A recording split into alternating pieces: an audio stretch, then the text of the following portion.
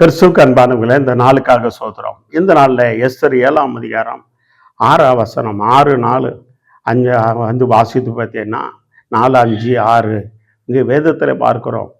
அங்கே சத்ருவாக இருந்த ஆமான், இஸ்ரேல் ஜனங்களுக்கு சத்ருவாக இருந்த ஆமான், இஸ்ரேல் ஜனங்களை யூதா ஜனங்கள் அழிக்க வேண்டும் சத்ருவாக எழும்பின ஆமான் தேவ பிள்ளைகள் இன்னைக்கு அநேகருக்கு சத்ருவாக எழும்புகிறான். ஆனா அவன் என்ன பண்ணாங்க? தேவ சமூகத்துல உபாசம் இருந்தாங்க. தேவ பிள்ளைகளே, தேவ சமூகத்துல உபாசம் இருந்தாங்க. 3 நாள் உபாசம் இருந்தாங்க. அந்த உபாச ஜபம் வேத வசனம் சொல்கிறது, இந்த ஜாதி பிசாசு உபாசத்தினாலும் ஜபத்திலாண்டு போவாது. அந்த சத்ருவை வில தள்ள வேண்டும் என்றால் நீ தேவ சமூகத்துல உபாசம் இரு. தேவ பிள்ளைகே, ஆண்டவரை சொல்லிடு. மத்தேயு 17:20 சொல்லி இருக்கிறார், இந்த ஜாதி பிசாசு உபாசத்தினால எவனும் போவாது. சத்ரு வில தள்ளணும்.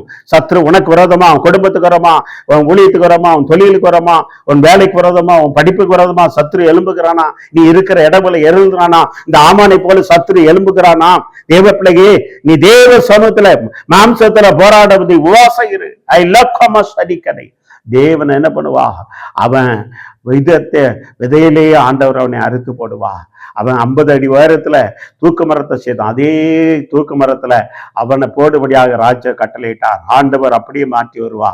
இந்த வார்த்தை கேட்கிற தேவனுடைய பிள்ளையே, கலங்காத, சோர்ந்து போகாத. உனக்கு இல்லாம எந்த மனுஷன் சத்ருவா எழுமாறான தேவ சமூகத்துல நீ தாழ்த்தி ஒப்புக்கொடு. உபாசம் இரு.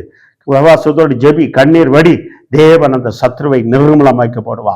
யூதா ஜனங்களுக்கு விரோதமாக எழும்பின ஆமானுங்கிற சத்ருவை நிர்மூலமாக்கினது போல உனக்கு விரோதமாக எழும்புற எல்லா சத்ருவை ஆண்டவர் நிர்மூலமாக்க போடுவா. இன்னைக்கு கண்கள் மூடி ஜெபம் செய்வா.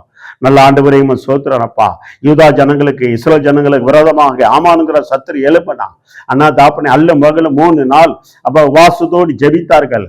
அந்த ஜெபத்தை கேட்டு அந்த சத்ரு ஆமானை நிர்மூலமாக்கப்பட்டது போல அதே போல நம்முடைய பிள்ளைகள் ஜெபிக்கிற வேலையில எந்தெந்த சத்ரு எந்தெந்த மனுஷ மூலமாக எழும்புறான எல்லாத்தையும் நிர்மூலமாக்க போது இவர் கலைக்கு கண்ணியமாம் இயேசுவின் நாமத்தாலே ஜெயம் எடுக்கிறோம். நல்ல தந்தையே, amen, amen, amen. God bless you.